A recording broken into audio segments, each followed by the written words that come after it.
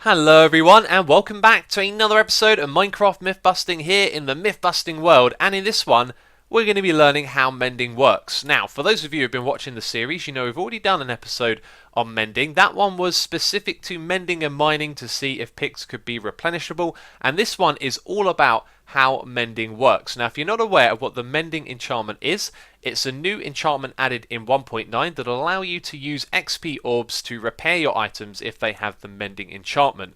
Now, you can't use an enchanting table to get this mending enchantment. Unfortunately, you'll have to find it the hard way. That could be by trading with villagers, or finding an enchanted book in a chest or an enchanted item, or by fishing for a mending book. But if you have one of those, you can use an anvil to combine it and get it on any of these items that you see right here. So these are all of the items that work with the mending enchantment.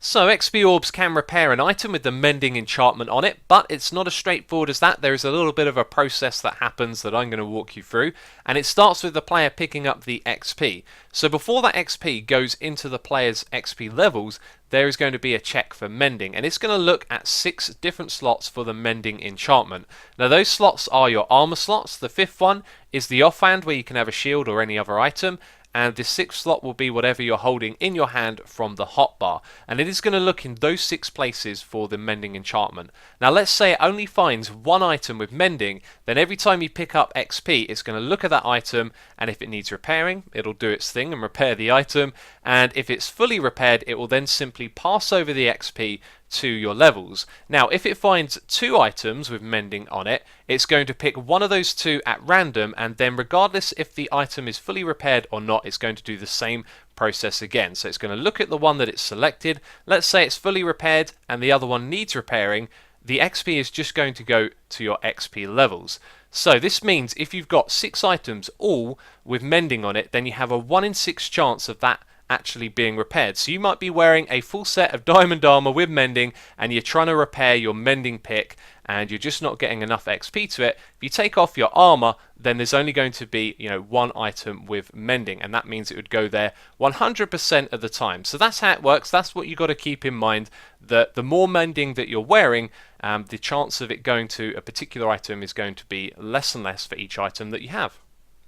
Now we're going to look at the value of XP and how much it can repair an item, and this is actually really straightforward. 1 XP equals 2 durability. The thing is, XP orbs can have different values. So let's pick up an item. This one has 1 durability. We're going to summon an XP orb with 1. That means it's going to repair 2. So now we've got 3. If we summon one with a value of 2, 2 times 2 is 4. 4 plus 3 is 7.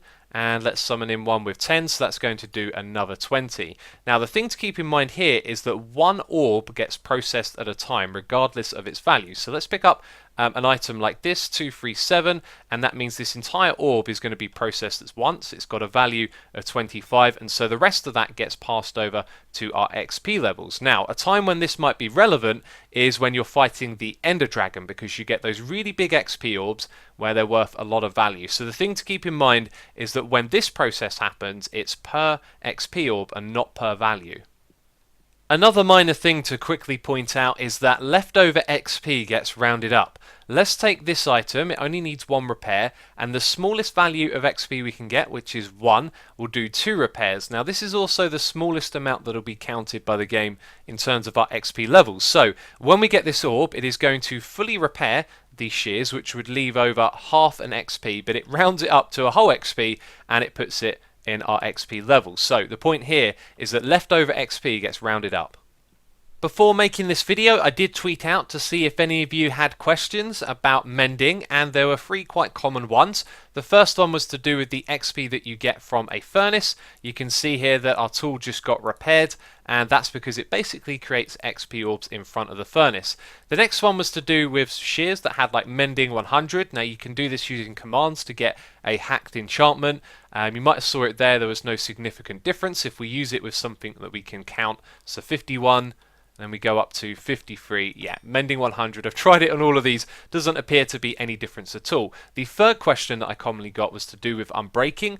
All I can say is unbreaking is to do with when you're breaking blocks and using the pick, and this is for repairing. The two never really meet, so they don't sort of cross over and affect one another.